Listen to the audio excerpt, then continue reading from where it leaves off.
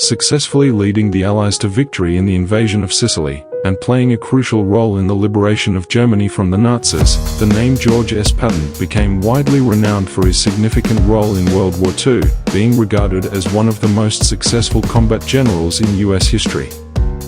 Despite being known for his leadership in the Allied invasion of Sicily and involvement in the Normandy landings, George Patton was a temperamental and controversial figure in America.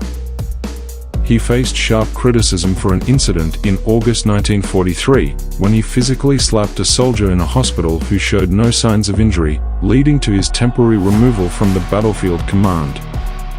Additionally, he was involved in the Biscari massacre, where dozens of Italian and German prisoners of war were killed, but he was ultimately cleared of all charges and released. Patton spent a year at the Virginia Military Institute, and then transferred to the U.S. Military Academy at West Point, New York, where he had to repeat his first year, due to poor grades. His academic achievements improved, and after graduating in June 1909, Patton was commissioned as a cavalry lieutenant. He first experienced combat in 1915, leading cavalry patrols against Pancho Villa, at Fort Bliss along the Mexico border. In 1916, he was selected to be an aide to John Joseph Pershing, the commander of the American Expeditionary Forces in Mexico. In Mexico, Patton impressed Pershing by personally shooting Mexican leader Julio Cardenas during the Battle of Columbus. In World War I, his experiences sharpened his skills as a combat commander, and taught him the art of integrating infantry and tanks into a formidable force, which proved valuable for the Allies in the subsequent war.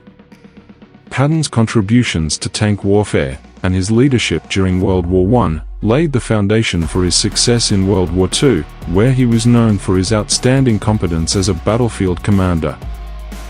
After Germany invaded Poland in 1939, the United States prepared for war.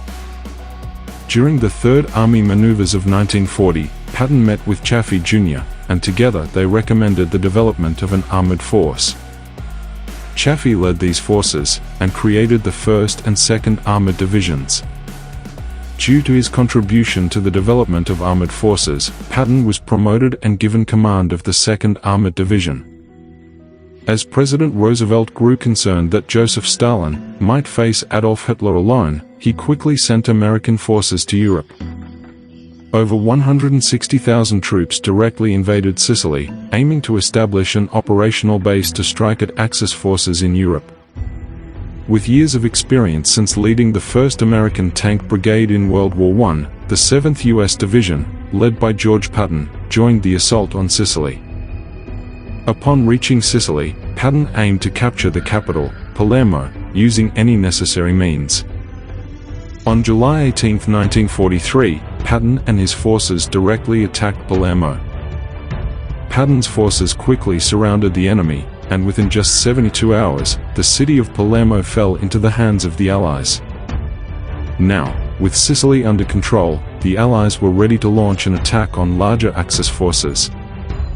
Patton is indeed a captivating figure, and he demands attention and proudly displays his position. He also belittles those who are weaker, even those suffering from battle fatigue, making him a difficult general to serve.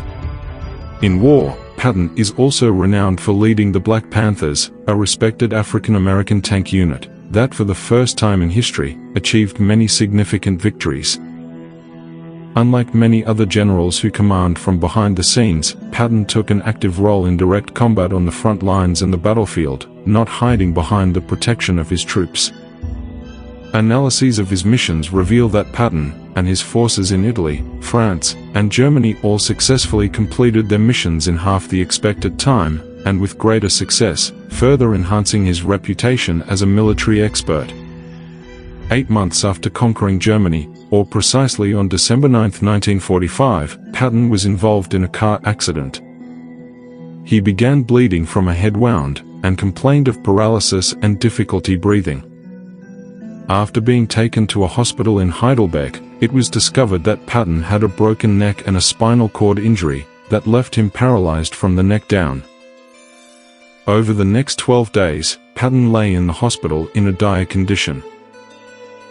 At 5:55 p.m. on December 21, 1945, General George S. Patton passed away in his sleep. Blood clots within his paralyzed body had reached his heart, stopping it and bringing an end to the life of one of America's greatest battlefield commanders.